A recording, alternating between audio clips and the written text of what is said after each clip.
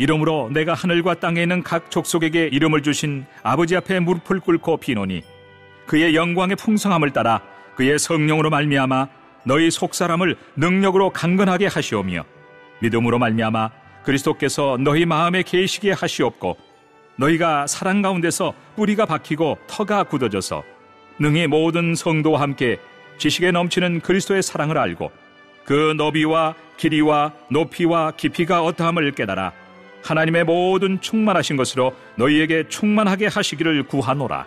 우리 가운데서 역사하시는 능력대로 우리가 구하거나 생각하는 모든 것에 더 넘치도록 능히 하실 이에게 교회 안에서와 그리스도 예수 안에서 영광이 대대로 영원 무궁하기를 원하노라. 아멘.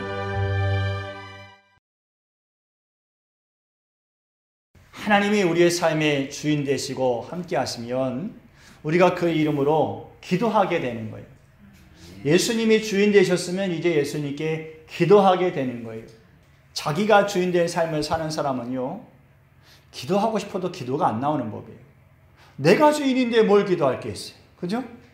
내가 주인인데요. 내 마음대로 하면 되는데 기도가 할 게 뭐가 있어요? 그러나 주님이 주인 되신 사람은 주님께 기도하게 되는 줄 믿습니다. 아멘. 주님께서 그 사람의 삶을 붙들어 어디로 가야 될지 인도해 주시는 거예요. 그 사람이 할 수 없는 일일지라도 무엇을 해야 되는지 주님 가르쳐 주시는 거예요.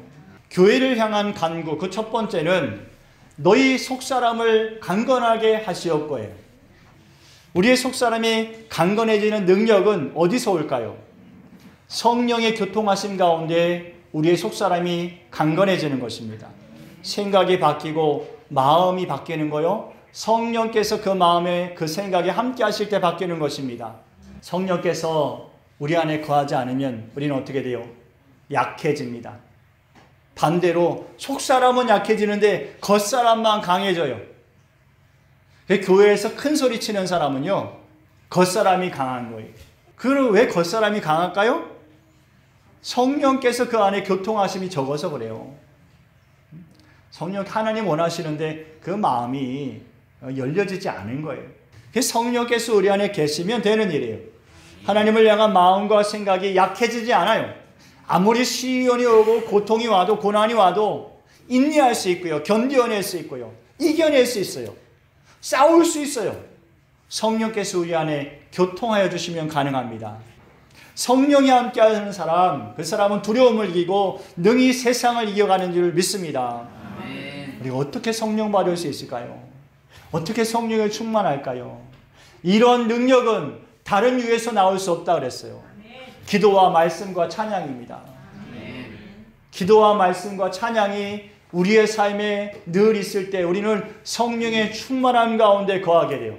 성령의 능력이 함께 하시면 또 달라지는 게 있어요. 주인이 바뀝니다. 예수님이 주인 되신 심령은요, 이제 예수님의 뜻을 알아요. 주인의 뜻을 알게 됩니다. 그리고 예수님이 기뻐하시는 게 뭔 줄 알아요. 왜냐하면 내가 기뻐지니까요. 예수님이 주인 되시면 이제 예수님의 능력을 체험하는 삶을 살아가게 되는 것입니다. 기적을 체험할 수 있어요. 사람의 힘으로 할 수 없는 일들을 예수님의 능력으로 되어지는 삶을 살아가는 것이에요. 요한복음 15장 7절 말씀에 이렇게 말씀하셨어요. 시작.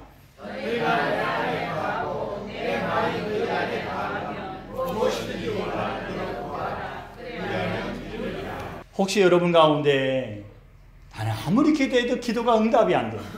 여러분 안에 주인이 계셔요. 예수님이 계십니다.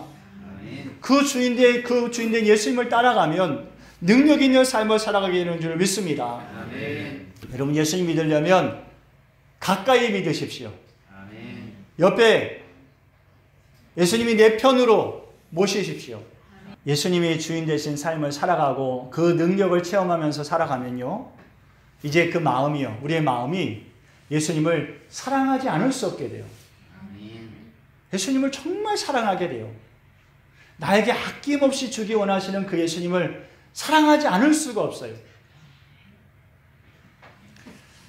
그래서 예수님을 위해서 이제 목숨을 드려도 아깝지 않은 사람이 되어갈 수 있는 것입니다. 그렇게 성장해 가는 것이에요. 예수님 안에 뿌리가 박히고 터가 굳어져. 이제 예수님을 알게 되고요. 예수님의 사랑의 길이와 너비와 높이와 깊이를 깨달아 알아갈 수 있게 돼요. 측량할 수 없는 은혜라는 이 찬양이요, 이 고백이요, 예수님의 사랑을 경험한 사람만이 할 수 있는 고백인 것이에요.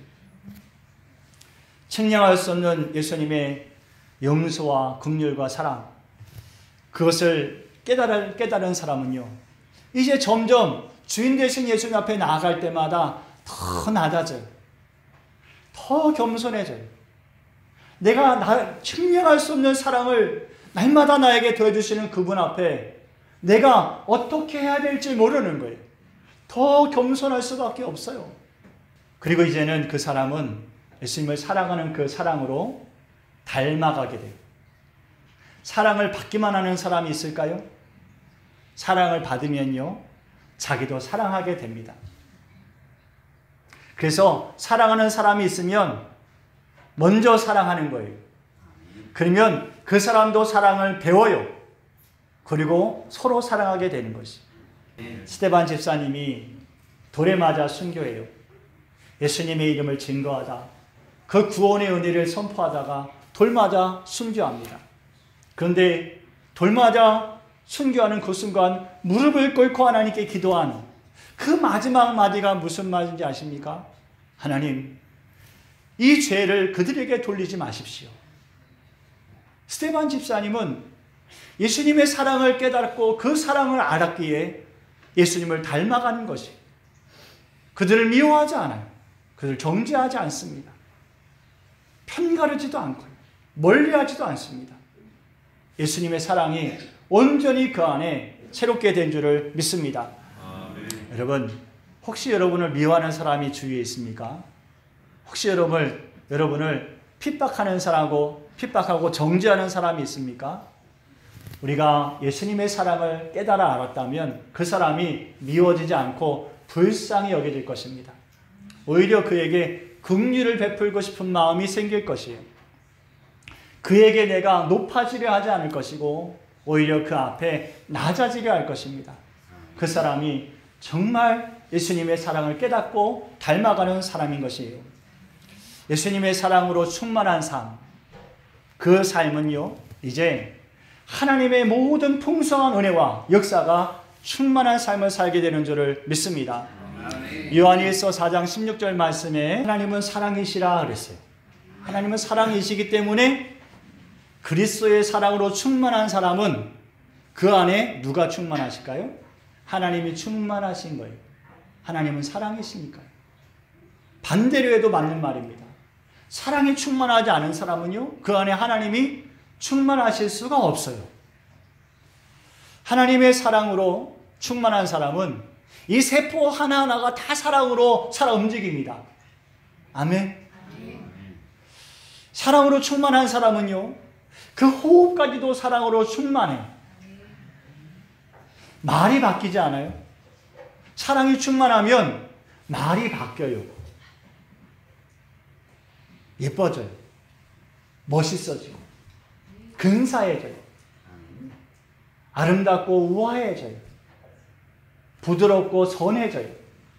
사랑이 이 호흡을 따라 나오니까요. 그런데 하나님을 향한 사랑이 사라지면 그 안에 하나님도 충만하시지 않습니다. 우리가 이 모든 것을 상상할 수 있을까요? 정말 아무것도 아니었던 죄인 같던, 아니 죄인이었던, 죄인 중에 괴수였던 우리가 주님 앞에 부름받았어요. 하나님의 사랑과 은혜가 충만하여 이제 예수님을 닮아가고 모든 만물의 충만한 능력까지도 우리 안에 충만하게 하시는 하나님의 역사를 우리가 상상할 수나 있을까요? 그러나 하나님은 그 역사를 우리의 삶에 이루어주고 계신 줄을 믿습니다. 여러분, 우리가 성령 안에서 예수님께 뿌리를 내리고 그 안에 터가 견고해진다면 주님은 우리 안에 언제든지 거하실 줄을 믿습니다.